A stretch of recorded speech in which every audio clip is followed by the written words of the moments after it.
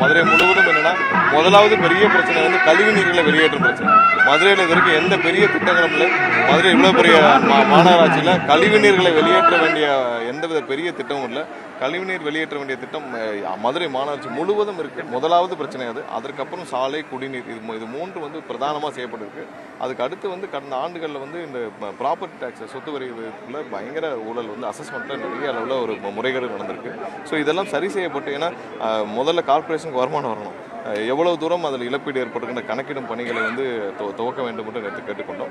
முதலாவது மதுரை மக்களுக்கு பெரிய பிரச்சனை இந்த கழிவுநீர்கள் வெளியேற்றுவதற்கான ஒரு திட்டம் கொண்டு வர வேண்டும். அதற்கான ஆய்வுகளை செய்ய ஆல்ரெடி கேட்டுக்கொண்டுள்ளோம். ஸோ ஆய்வுகளை செய்யப்பட்டு முடிஞ்ச பிறகு கழிவுநீர் முடிஞ்ச பிறகு அதை துவக்கும் பணிகள் விரைவாக தொடங்க வேண்டும் என்று, ஆய்வுகள் முடிஞ்சாதான் எவ்வளவு செலவாகும், என்ன மாதிரியான திட்டம், எவ்வளவு வருடங்கள் பிடிக்கும் என்று தெரியும்.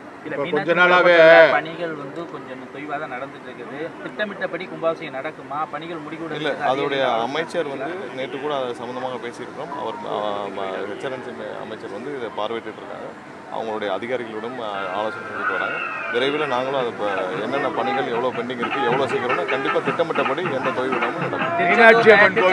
மீனாட்சி அம்மன் கோயிலில் தமிழ் முறைப்படி அந்த யாக பூஜையில் வந்து கலந்துக்கிறோம்னு சொல்லி கோர்ட்டில் கேஸ்லாம் போட்டிருக்காங்க.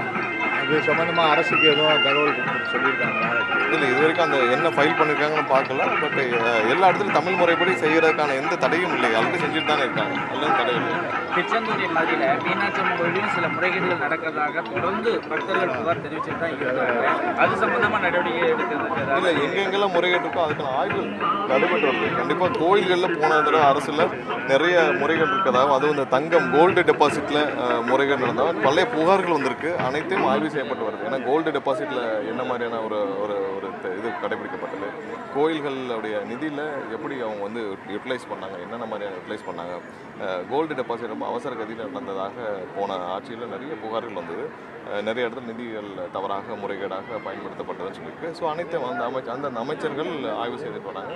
கண்டிப்பாக முறைகேடுகள் இருக்கும் பட்சத்தில் கடுமையான நடவடிக்கை இருக்கும். வைகை அணையில் நீர்மட்டம் அந்த கலங்கலாயிருச்சு தண்ணி. அதனால மதுரை மக்கள் கொஞ்சம் குடிநீர் தட்டுப்பாடோடு இருக்காங்க. அவங்களுக்கான கிட்டத்தட்ட 70-80 ஆண்டுகளாக மதுரை வைகை டேம் கட்டினதுலேருந்தே வந்து இதுவரை தூர் வரப்படவில்லை. இதுவரை அங்கே வந்து எந்த முயற்சியும் நடக்கப்படவில்லை. அதுக்கு கண்டிப்பாக நேற்று கேட்டுக்கொண்டோம். மதுரை மாவட்ட ஆட்சியர் கலெக்டரிடமும் பேசியிருக்கிறோம். ஸோ அதற்கு என்ன செய்யணும்னு சொல்லிட்டு முதலாவதாக தூர்வாரும் பணிகளை மேற்கொள்வதற்கான இதை வந்து கண்டிப்பாக முதல்வரோட ஆலோசிச்சுட்டு முதலோட அனுமதி மக்களுக்கு அந்த குடிநீர் கிடைக்கிறதுக்கான லாரி மூலம் குடிநீர் கிடைக்கிறதுக்கான ஏற்பாடுகள் வந்து அந்தந்த மாவட்ட ஆட்சியர்கிட்ட சொல்லியிருக்காங்க. சார், 40 ஆண்டுகளாக இந்த தெப்பகுளத்தில் தண்ணியே இல்லாமல் இருந்தது. அப்புறம் கொஞ்ச நாள் தண்ணி நிறுத்தி வச்சுருந்தாங்க. இப்போ மீண்டும் தண்ணி நிரப்பாமல் அப்படியே வரப்படாமல் தடுத்து நிறுத்தியிருக்காங்க வேலைகளுக்காக.